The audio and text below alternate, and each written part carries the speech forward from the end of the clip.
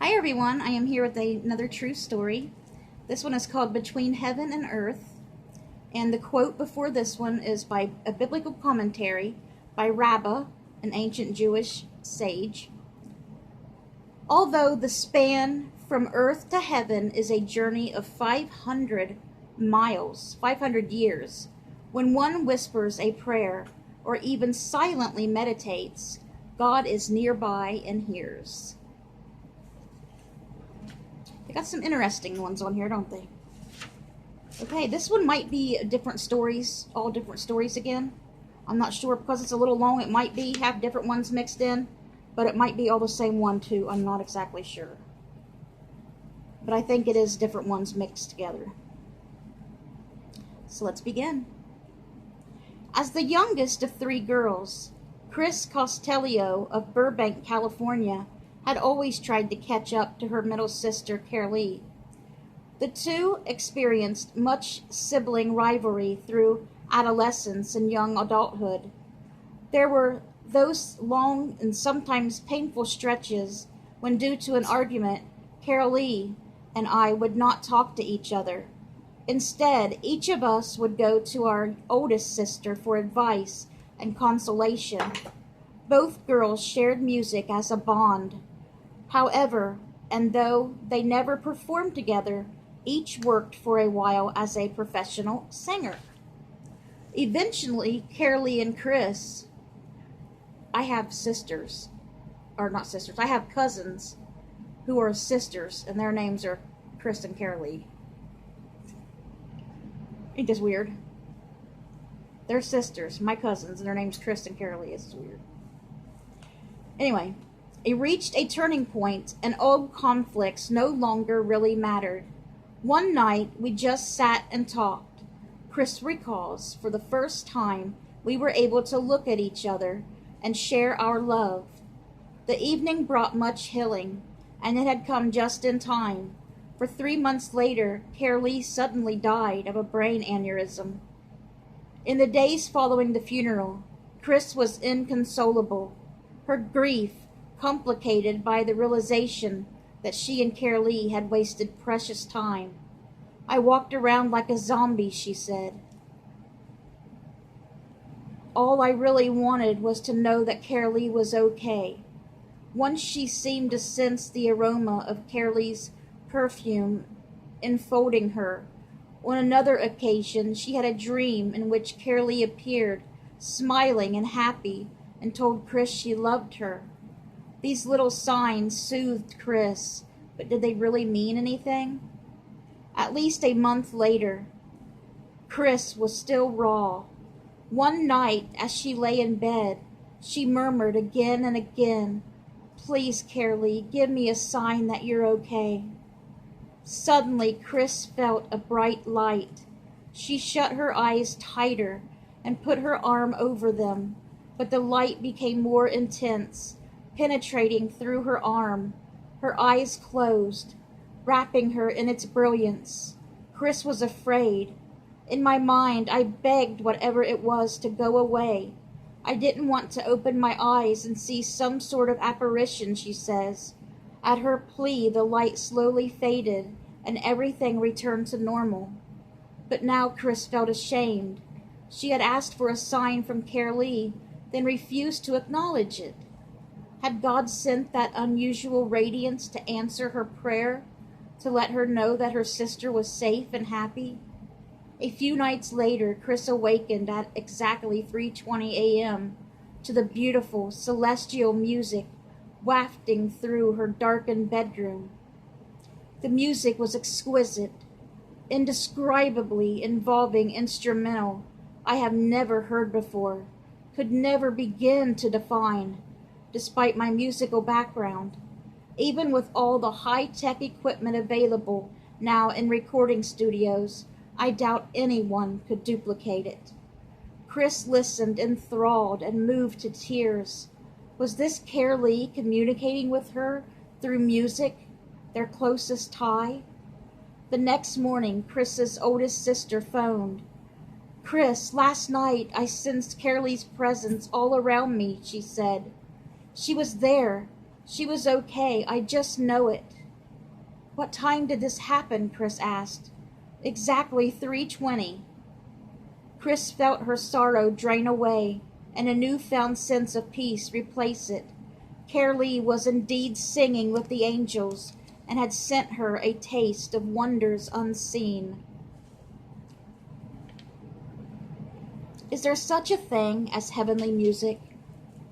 Betty Moss, author of Angels Watching Over Me, has an audio tape of a small congregation in London singing an Alleluia as they sang. The people realized that the song was growing in magnitude and range.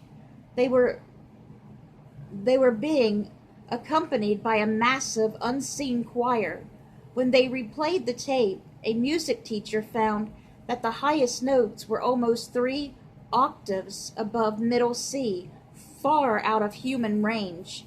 Many readers told me of hearing unexpected, unexplainable music, especially at the time of a death, but they have usually kept silent about it, fearing others would assume it was a grief-induced hallucination.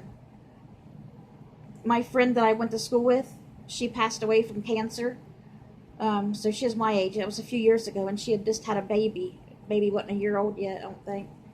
Anyway, she had breast cancer and was in school, and anyway, when she was passing away, her dad was a pastor too. She was passing away and she was hearing music. And she asked her dad, "Did you hear it?" She could hear beautiful music playing. Of course, he couldn't hear it, but, she could hear music playing. It was leading her home, and she died shortly after.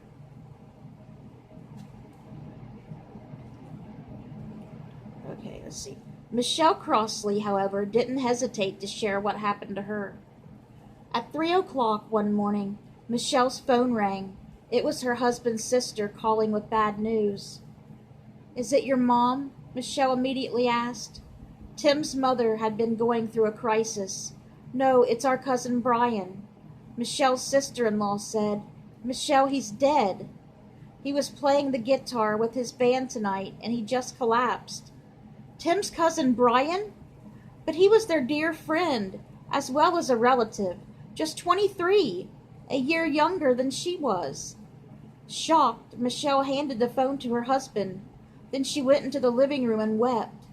Tim came after her and began to cry too. Michelle reached for her Bible and read aloud from Ecclesiastes. "There is a time for everything, and a season for every activity under heaven, a time to be born and a time to die."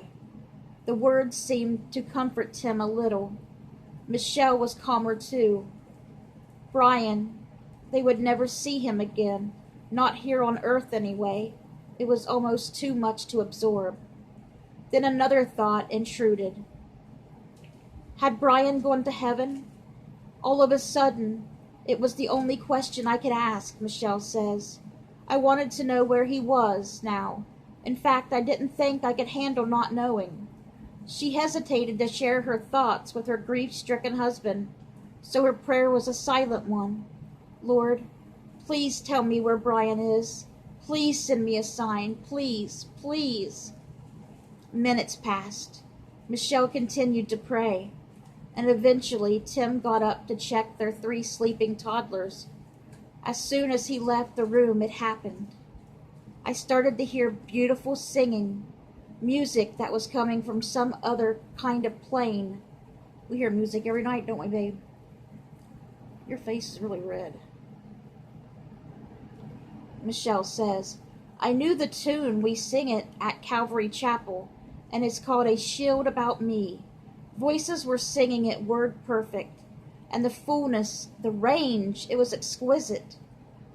I knew angels had come to tell me that Brian was home. The music continued for several minutes, then gradually grew fainter. Michelle was flooded with peace, love, and faith. Oh, Tim, she whispered when he came back, you'll never guess what just happened. Oh, Tim listened to her explanation and wept again, this time in relief. Later, the young couple was able to comfort their entire family, bringing assurance that Brian was in heaven. God has touched me in so many ways, Michelle says. I can't wait to meet Jesus face to face and hear those angels sing again. Okay, so there's that one. Here's another one. Sharon, what's wrong with your face? Your face is really red and it's freaking me out.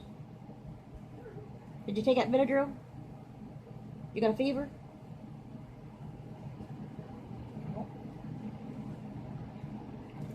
Rachel F. had a similar experience when she was 9 or 10. It was a very hot night, and I had my bedroom window open to let in the breeze, she says. I was supposed to already be asleep, but because it was so hot, I had just been lying there in bed. Oh, I know how those nights are. Suddenly, I could hear what seemed like thousands of people singing. It was a song that Rachel didn't know, and the music thrilled her in a way she had never experienced before. Rachel's aunt lived in a few houses over from Rachel's family, and as she sat up in bed and listened intently, she thought the music was coming from Auntie's house. Was Auntie having a party? But it seemed as if hundreds of people were singing, far too many to be visiting Annie. The music got louder, more joyous, and Rachel tiptoed out of her room to find her parents. She expected they would be playing music, but the living room was quiet. There's nothing going on, her parents assured her. No stereo, no party, now go back to bed. Rachel couldn't believe that. They didn't hear the music, so she went upstairs and awakened her sister. She couldn't hear it either. It was beautiful, Rachel says. It lasted for a while, and I heard the clock strike 11 p.m. Then it stopped, and I fell asleep. In the morning, Rachel was awakened early by the phone ringing. It was my auntie, Rachel says. She was phoning to let us know that her father had died the night before. My mother came into my room to tell me, because I had been very close to him. What time did he die? Rachel asked. Just about 11, her mother answered. 11, when the joyful music was at its peak. Rachel, her mother said, smiling. When I went to bed, I heard that music too. Years later, Rachel heard the same music one evening in a church congregation, with both the people and angels praising Jesus together. I have always wanted to tell this story to people who would understand, she says, and now she has.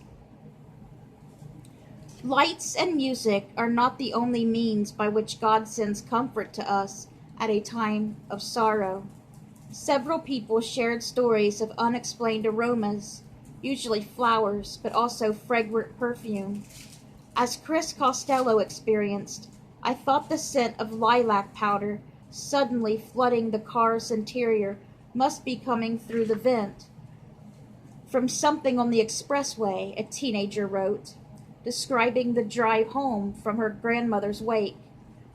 But when I rolled down the windows, I just smelled diesel fumes. Grandma always loved lilacs, me too, my favorite flower, so I knew it was her saying goodbye. Touch can also be a consolation. Rudolph Furneaux's mother, a warm, vivacious woman, had a habit of resting her hand on the right shoulder of the person she was talking to. One morning, several months after her death, as Rudolph was shaving, he felt the familiar caress of his mother's hand on his right shoulder. I looked into the mirror, but nothing was behind me, he says. He felt lovingly energized, and he thanked God immediately, but he hesitated to tell anyone. Several weeks later, Rudolph visited his thoroughly pragmatic sister, Rudy. She began hesitantly, "Remember how Mom used to rest her hand on our right shoulder when she spoke to us?" Yes, Rudolph knew what was coming. "Rudy, last night I felt Mom's hand on my shoulder. I know she visited me to tell us that everything is fine. And sometimes the touch can come through someone else. On Easter Saturday afternoon, Joan Gross of Danbury, Iowa, heard her 17-month-old daughter Carol, who was napping in her crib, suddenly cry out, 'Daddy, Daddy!' then settle down again. Joan assumed the baby had been dreaming. Shortly afterward, family members brought her the terrible news that her young husband had been killed in an accident. I wondered then if Dave had been saying goodbye to us through Carol, Joan says. She thought about it during the following months. On Christmas morning, Joan took her children to church and sat in the pew, lonely and troubled, as services began. 2-year-old Carol was sitting next to her, absorbed with some small toys. Joan thought again for her husband, of the seemingly endless years of isolation ahead of her. If only she could sense his presence one more. "Oh, Dave," she whispered in her heart, "I sure could use a hug right now." Instantly, little Carol stopped what she was doing, as if following an interior summons. She turned, reached out for Joan, gave her a big hug, then went back to her toys. Tears flooded Joan in the midst of a new understanding. Life's difficulties would not go away, but neither would Dave. God would keep him right by her side until they meet again in their eternal home. Amen. I hope you guys enjoyed that story, and I hope you have a great night. Good night.